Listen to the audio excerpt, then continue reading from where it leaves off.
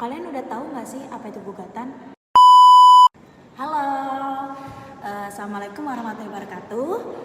Sebelumnya perkenalkan, nama saya Alvina Qoimatul Hasuna dari Prodi Ilmu Hukum semester 5 dengan NIM 222000010. Video ini saya buat untuk memenuhi tugas ujian tengah semester praktik hukum acara PT-UN atau Pengadilan Tata Usaha Negara dengan dosen pengempu Pak Ervandi SHMH. Kali ini saya akan membahas tentang gugatan di Pengadilan Tata Usaha Negara dan cara membuat surat gugatannya. Nah, sebelumnya kalian udah tahu nggak sih apa itu gugatan? Di sini saya akan menjelaskan tentang gugatan terlebih dahulu.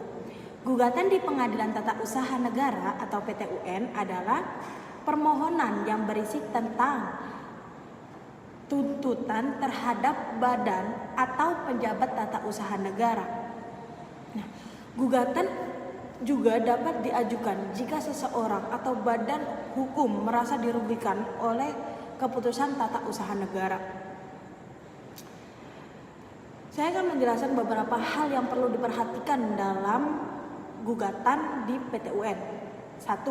Ada subjek hukum. Nah, subjek hukum yang dapat mengajukan gugatan itu adalah orang, badan hukum perdata, atau organisasi advokasi lingkungan hidup. 2. Ada isi gugatan. Nah, isi gugatan ini harus memuat identitas penggugat dan tergugat, dalil konkret, dan petitum atau tuntutan. Yang ketiga ada tenggang waktu. Tenggang waktu dalam mengajukan gugatan di PT-UN ini 90 hari sejak diterimanya atau diumumkannya KTUN. Jika lewat dari waktu tersebut, maka gugatan tersebut bisa dibantah dengan dalil kadaluarsa. Yang keempat yaitu syarat pengajuan gugatan di PT-UN. Nah, syarat pengajuan gugatan di PT-UN ini adalah telah menempuh upaya administrasi sesuai dengan peraturan perundang-undangan. Dan yang kelima, ada prosedur pengajuan gugatan di PT-UN. Nah, prosedur dalam pengajuan gugatan di PT-UN ini diantaranya adalah mempersiapkan berkas-berkas seperti surat gugatan, fotokopi identitas, surat kuasa, dan lain sebagainya.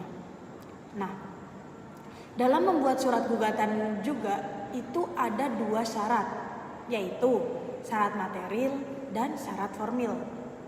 Syarat material dalam membuat surat gugatan itu ada 3. 1. Identitas.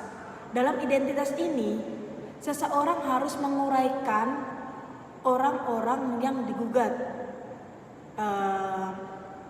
Nah, dalam isi identitas ini juga harus terdapat nama penggugat dan tergugat. Kedua, ada fundamentum potentim atau posita. Nah, fundamentum potentim atau posita ini berisi tentang penjelasan hubungan tergugat dan penggugat, seperti alasan adanya penggugatan. Nah, di sini juga penggugat harus menguraikan kronologis terjadinya penggugatan dan menuliskan undang-undang apa yang telah dilanggar oleh tergugat. Yang ketiga, ada petitum. Nah, petitum ini berisikan tentang permohonan. Jadi apa yang dimohonkan oleh penggugat itu harus ditulis di petitum ini. Sedangkan syarat formil dalam membuat gugatan ini ada 7. Di antaranya 1. Gugatan yang diajukan tidak melanggar kewenangan absolut atau relatif. Nah, yang dimaksud dengan kewenangan absolut ini misalnya seperti pengadilan apa yang bisa menyelesaikan perkara tersebut. Hal ini bisa mencakup PT-UN, PN, dan PA. Sedangkan kewenangan relatif adalah dalam sistem hukum di Indonesia, kewenangan relatif ini terkait dengan tempat kedudukan pengadilan yang berwenang mengadili sengketa tersebut. Misalnya, jika gugatan tersebut diajukan di Tangerang, maka diadilinya itu harus di Tangerang. 2. Tidak boleh error impersonal. Nah, error impersonal ini adalah kurang pihak atau salah pihak dalam menggugat. 3.